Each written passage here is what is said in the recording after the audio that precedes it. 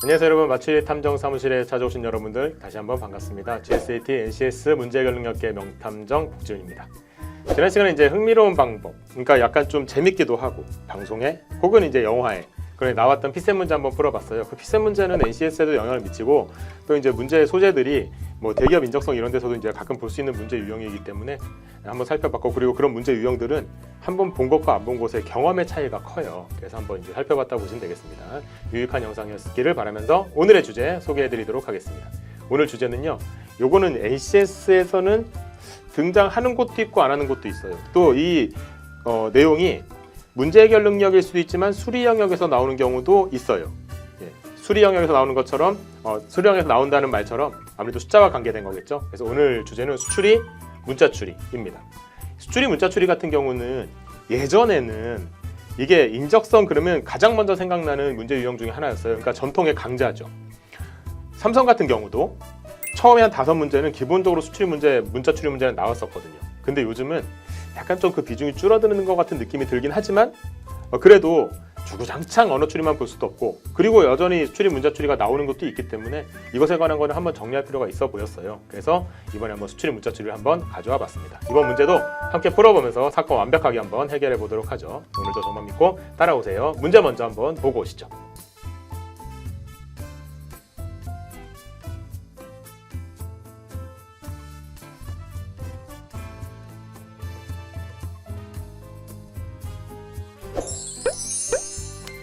구독하고 좋아요 좀 눌러주세요.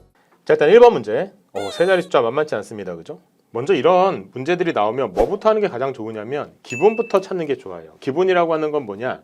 되게 신박하고 막 이상한 방법. 저런 걸 어떻게 생각해내지? 하는 정말 그런 방법들, 번뜩이는 방법을 생각해내려고 하지 말고요.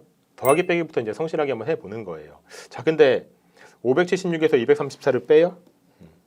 빼봐요. 차이가 몇일까요? 342가 되네요.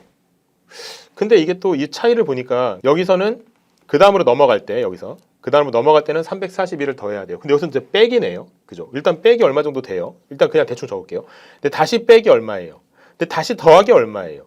다시 더하기 얼마예요? 더하기, 빼기, 빼기, 더하기, 더하기. 뭔가 규칙이 조금 안 보여요. 그죠? 이 규칙은 아닌 것 같아요. 그러면 더하기, 빼기로 잘 안 보이면 곱하기, 나누기도 봐야 되는데 이거를 곱하기, 나누기를 본다? 의미 없어 보이죠, 그죠? 거의 뭐 곱하기 나누기로는 설명이 안 될 것 같아요. 자, 이거 뭘까요? 이거는 실은 지난 시간하고 연결되는 부분인데, 지난 시간에 제가 문제적 남자, 무한도전, 무슨 뭐 영화 이렇게 설명드렸잖아요. 이 문제는 문제적 남자라는 프로그램에 나왔던 그 문제를 약간 이제 그 숫자만 바꿔서 제가 한번 정리해 본 거예요. 힌트를 드리죠. 힌트를 하나씩 드릴 테니까 한번 여러분께서 따라와 보세요. 한번 맞춰 보세요. 먼저 첫 번째 힌트. 이게 576으로 보이시나요? 그럼 착각입니다. 576이라고 읽으시면 안 돼요. 234가 아니고 450이 아니에요. 무슨 말이지? 그렇게 읽으면 일단 안 된다고요. 자, 두 번째 힌트. 얘를요, 제가 576을 제일 처음에 적었잖아요. 근데 576을 제일 처음에 적을 필요는 없어요. 그러니까 순서도 상관없어요. 그냥 얘가 이쪽으로 가도 되고 얘가 이쪽으로 가도 되고 얘가 이쪽으로 가도 되고 상관없어요. 순서랑 아무 상관없는 그런 수의 나열들이에요. 더 어려워진가요? 세 번째. 하다 보면 별짓 다 하게 돼요. 5, 2, 4, 3, 4, 6. 앞자리만 보는 거죠? 5, 2, 4, 3, 4, 6. 응, 아니야. 7, 3, 5, 4, 괄호 8. 응, 아니야. 그냥 아니죠, 잘. 근데 별의별 걸 다 해보게 되는데 이것도 한번 해볼까요? 5 더하기 7 더하기 6, 18. 2 더하기 3 더하기 4, 9네요. 4 더하기 5 더하기 0, 9. 3 더하기 4 더하기 2, 또 9. 근데 이 18은 뭐지? 6 더하기 8 더하기 4, 또 18. 그럼 얘는 뭐지? 뭔가 관련이 있을 것 같긴 한데 그거를 좀 규칙적으로 찾아지거나 그러진 않아요. 그죠? 이것도 아닌 것 같고. 근데 제가 지금 자릿수를 막 더했잖아요. 5 더하기 7 더하기 6. 솔직히 말하면 이 답에, 이 문제에 답이 찾아지시면 5 더하기 7 더하기 6보다 쉬운 규칙이에요. 답을 아니까 그렇게 쉽게 말하지. 예, 맞아요. 저는 답을 아니까 쉽게 말하죠. 자, 네 번째 힌트 드릴게요. 여기서부터, 그러니까 솔직히 말하면 지금까지는 별로 도움이 안 되는 힌트. 지금부터가 진짜 도움이 되는 힌트예요. 이거 뭐냐면 이거 9구단이에요. 9구단. 이쯤 되면 한번 멈추고 여러분이 한번 생각해 보실 만도 해요. 여기서 답이 나오시는 분들도 꽤 계시거든요. 자, 마지막 힌트. 이제 더 이상 못 드려요. 마지막 힌트는 9구단 중에 8단이에요. 보이시나요? 이제 안 보이면 저도 어떻게 못 해드려요. 답을 말씀드려야 될 것 같아요. 9구단 8단인데 이게 뭐냐면 이거예요. 9구단 8단을 중간에 찔러 넣은 거예요. 87, 56 이렇게요. 83, 24, 85, 40 양 끝으로요. 84, 32죠? 그죠? 84, 32 그럼 여기는 48이 있고 여기는 88에 64잖아요. 그럼 이거 뭐겠어요?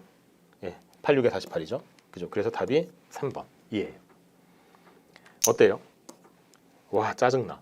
그리고 얘는 답을 막 그렇게 맞춰야겠다고 막 고민하던 그렇게 머리를 굴리고 있던 내 자신이 너무 짜증나요.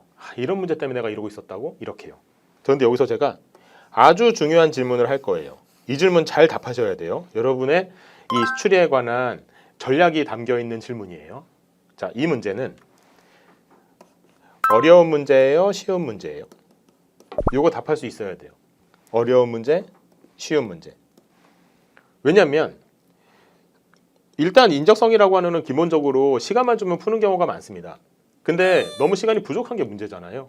그러니까 전략을 어떻게 짜냐면 빨리 풀어야지 라고 전략을 짜는 것보다 먼저 쉬운 문제 먼저 풀고 어려운 문제 나중에 풀어야지 이렇게 생각하는 게 먼저예요. 물론 당연히 모든 문제를 다 풀 수 있으면 제일 좋겠죠. 근데 거기서는 현실적으로 어쩔 수 없이 버려야 되는 문제들이 존재할 수도 있어요. 그러면은 이 문제가 지금 내가 풀어야 되는 문제인가 버려야 되는 문제인가? 왜? 개와 늑대의 시간이라고 아시나요? 새벽에 저기 오는 저 무리들이 개들인가 늑대들인가? 나를 도와주는 개인가 나를 잡아먹으러 오는 늑대인가? 이걸 알아야 달려들든지 피하든지 할 거 아니에요. 이 문제는 나를 잡아먹는 문제인가? 나에게 도움을 주는 문제인가? 따져봐야 되는데 이 문제는 수열 문제, 수출이 문제인데 수출이 문제들이 생긴 게 다 이렇게 생겼어요. 수가 나열되어 있단 말이죠. 그래서 이게 어려운지 쉬운지를 판단하는 시점이 보통 언제쯤이냐면 풀다가 지쳐가지고 아씨 이거 어떡하지? 라고 됐을 때 그때 가서야 버릴까? 이런 생각을 하게 되거든요. 근데 이 문제는 그렇게 오래 시간을 끌고 나서 버리게 되면 시간에 시간대로 쓰고 이 문제는 맞추지도 못하고 짜증나는 상황이 되잖아요. 기준을 세우셔야 돼요. 그래서 이 문제 같은 경우는 쉬운지 어려운지를 판단할 수 있어야 되는데 이 문제는요 아주 어려운 문제예요. 실제로 이 문제 냈을 때 여러분들이 답을 맞출 수 있는 확률이 그렇게 높지 않습니다. 힌트를 하나씩 들어가면서 맞추는 경우가 더 많아요. 그런데 답을 보고 나면 아까 얘기했죠. 짜증난다고. 너무너무 쉬워서. 근데 그건 답을 알기 때문에 쉬운 거예요. 답을 모르는 입장에서 쉬웠어야 진짜 쉽다고 말할 수 있는 거죠. 근데 대부분 공부할 때 그래요. 답을 보고 나면 에이 쉬운 거였네. 근데 나중에 시험장 가서 또 생각이 안 나면 그건 쉬운 건가요? 어려운 거지. 답을 보고 나면 쉬운 거였네. 누구나 답 보면 쉬워요. 저도 영어로 돼 있는 영화 있잖아요. 영화. 그냥 막 들려요. 단어가. 근데 자막을 봐야 들려요. 자막 봐서 들리는 건 들리는 게 아니잖아요. 똑같아요. 답을 알고 싶다고 하는 건 이건 쉬운 게 아니에요. 되게 어려운 문제가 맞아요. 근데 이게 쉬운지 어려운지 판단이 쓰세요? 그런 걸 빨리 판단하는 게 여러분이 지금부터 해야 되는 몫이라고 보시면 돼요. 그래서 많은 문제를 풀어보시면서 여러분들은 이 문제가 나한테 시간을 오래 잡아먹게 하는 문제인 건지 아니면은 빠르게 풀어낼 수 있게 하는 문제인 건지를 조금 선택하는 그런 시간을 좀 가져보시는 게 필요해요. 나는 이런 문제의 유형을 좋아하더라, 이런 걸 싫어하더라 이렇게요. 그렇죠? 해서 한번 풀어봤습니다. 자, 그러면 다음 문제 한번 볼까요? 얘는 약간의 이제 넌센스 문제였다면 다음 문제는 좀 이제 전공법으로 가야 되는 문제입니다. 자, 이 문제죠. 일단 아까 얘기했던 것처럼 차이를 적어보도록 하죠. 4, 10 여기다 좀 숫자를 적을게요. 20, 38, 72, 138이고 그 다음 뭐냐? 이거잖아요. 이거를 이 숫자들의 나열을 딱 보는 순간 답이 떠오르시는 분들도 있어요. 참 복 받으신 분들. 부모님으로부터 정말 어떤 그런 뇌세포를 물려받았는지 이런 걸 잘 보시는 분들이 있어요. 근데 안 보인다? 그러면 나는 왜 이렇게 멍청하지? 생각하실 필요 없어요. 보이는 게 신기한 거거든요. 자, 이런 게 나오면 일단 기본기부터 가보자고 했죠. 더하기 빼기부터 가봅시다. 6이죠. 그죠? 얘는 10, 18, 그죠? 얘는 34, 얘는 66이네요. 그 다음에 여기가 뭔지 알면 얘랑 얘를 더해가지고 여기 답을 낼 수 있을 것 같긴 해요. 보이시나요?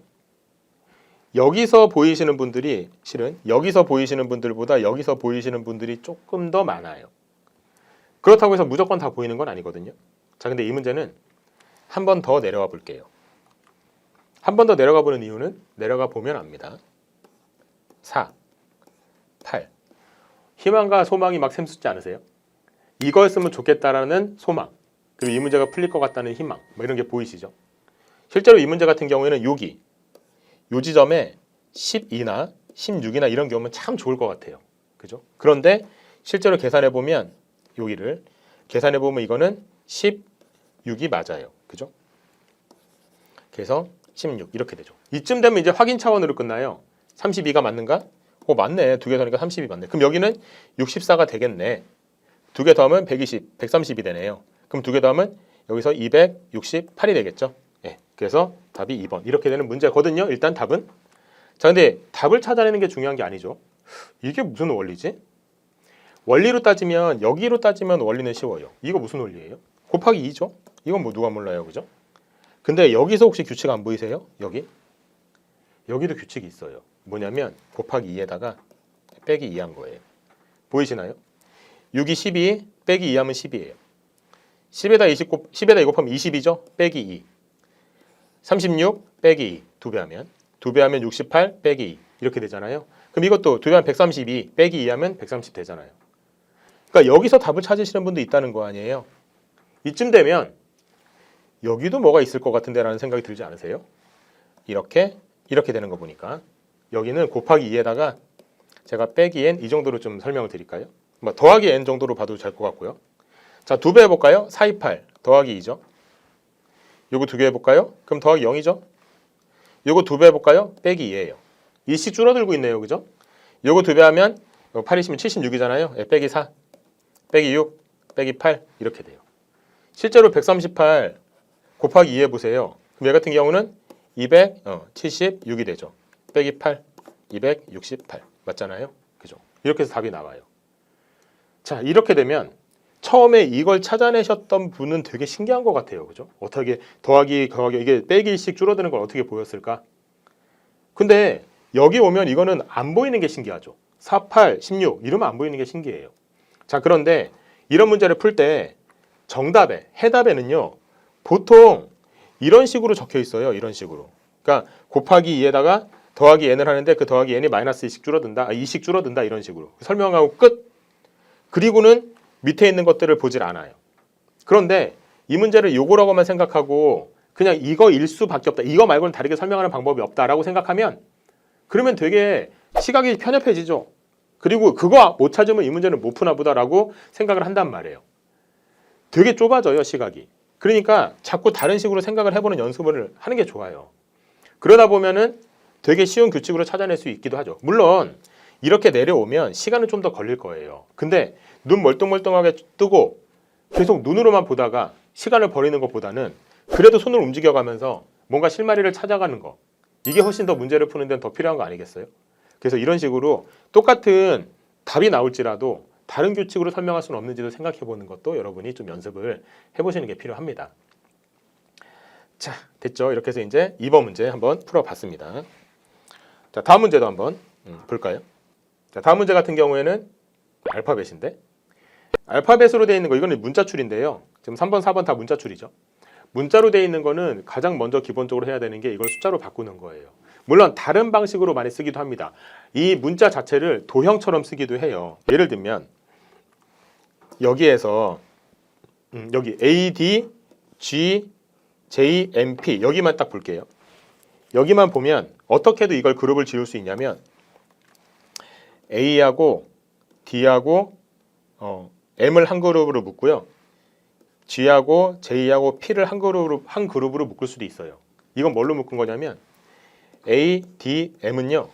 이게 상하대칭이나 좌우대칭이 가능해요. 무슨 말이냐면 A는 딱 쪼개면 좌우대칭이죠.